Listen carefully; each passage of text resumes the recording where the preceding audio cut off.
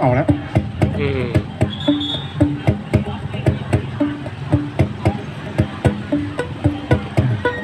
จะเซิร์ฟแล้วจะพาเซิร์ฟโอเคไปพาไปเซิร์ฟหน่อย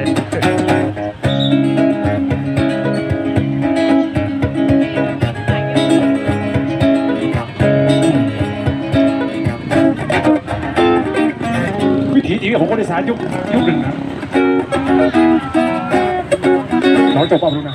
ไม่ได้ร้องนานๆนึกถึงมันนะ